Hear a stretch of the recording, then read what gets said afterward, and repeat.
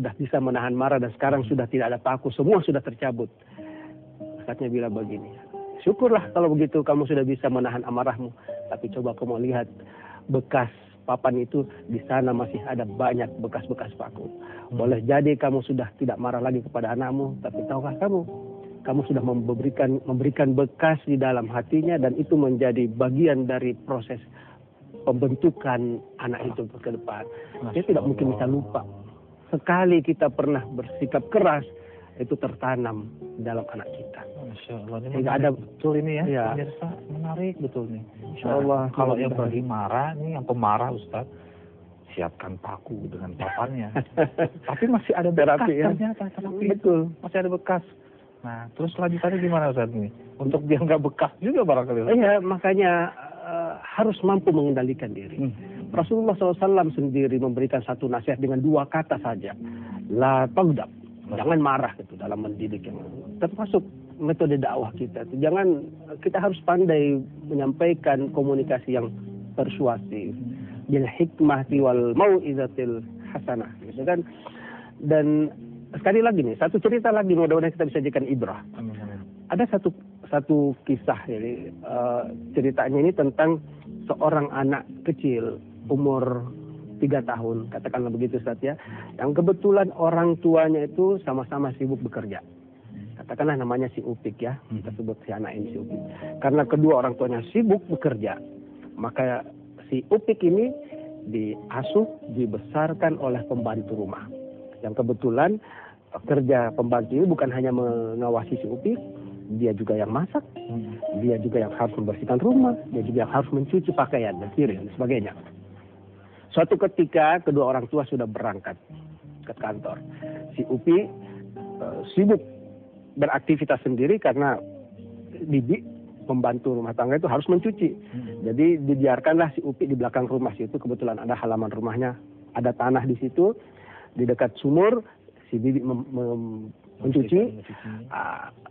Si Upi asik menggambar di tanah gitu dengan menggunakan biting lidi kan, asik menggambar sampai penuh halaman rumahnya.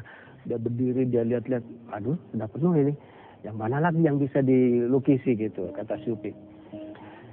Tapi rupanya karena sudah penuh, dia cari tempat, yang dia dapat ada sebatang paku berkarat, katakanlah paku yang sekitar 10 cm. Dia bandingkan antara paku dengan lidinya, ini lidih kurang kuat, mending pakai paku. Dia coba garis di tanah, memang jelas karena pakunya lebih keras kan. Tapi karena sudah penuh wadah tanah yang sudah dia lukisi, dia cari-cari di mana lagi yang bisa dilukisi. Sampai dia lihat tadi itu mobilnya bapaknya yang masih baru, diparkir di tempat parkiran. Dia pikir kalau saya lukisi mobil ini pasti bapak senang karena ini sesuatu yang baru. Jadi dia mau senangkan orang tuanya. Dia datangi mobil itu, dia coba tarik garis, berbekas. Bayangin ya, mobil yang belum dipakai karena belum ada platnya, masih diparkir, penuh dengan coretan si Upik. Dan kita bisa membayangkan rumah yang kebetulan ada anak balita, ada anak-anak 3 tahun yang baru belajar, biasanya dindingnya penuh coret-coretan. Nah, kejadiannya sore hari, kedua orang tua datang. Jadi kebiasaan karena anak semata wayang kan. Assalamualaikum, Upi, papa pulang. Oh, segera si Upi berlari, minta digendong, papa pulang. Pak, kata Upi, hari ini Upi pintar, karena Upi sudah pintar menggambar gitu. Bapaknya senang sekali, ya siapa dulu dong bapaknya gitu. Coba kasih lihat bapak di mana lukisannya. Diajaklah si bapak ke belakang. Upi kasih lihat tuh Pak. Oh, dia lihat hebat ya Upi ya. Tapi Pak, ada khusus untuk bapak. Upi sudah buatkan. Di mana? Tuh, ditunjuk ke parkir. Oh, begitu lihat ke mobilnya yang masih baru, yang barangkali belum selesai kreditnya. Yang terjadi adalah kaget dan marah. Mobil papa ini kok dicuri seperti ini? Tanpa sadar karena emosi, Upi dilepas, jatuh. Dia masih emosi, dia cari alat untuk bisa memberikan hukuman si Upi. Di parkiran itu dia ketemu mistar besi. Karena tidak ada yang lain, dia ambil. Mana tangan kamu yang nakal?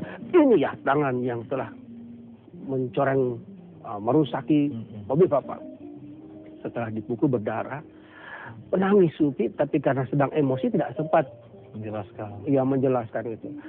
Yang membantu untuk menyelamatkan hanya si Bibi. Segera diambil, sudah Tuan, kasihan, dia belum tahu apa-apa. Dibawa lari ke kamar si Upi, ke si Bibi. Malamnya Upi menangis. Tapi si bapak masih emosi, dia tanya, Bi, kenapa si Upi? Si Bibi bilang, ini badannya panas Tuan. Ya sudah, belikan saja obat penurun panas. Kita mau istirahat, besok harus kerja. Dia nangis-nangis terus. Rumahnya masih emosi sama si anak. Keesokan paginya tidak sempat menjenguk si Upi, dia langsung pergi kerja. Seperti biasa sorenya pulang, yang pertama dicari si anak, Upi, papa pulang.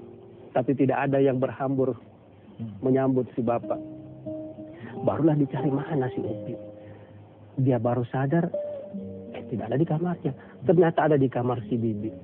Dan saat itu Upi terbaring dengan bibir yang sudah mulai mengering, rupanya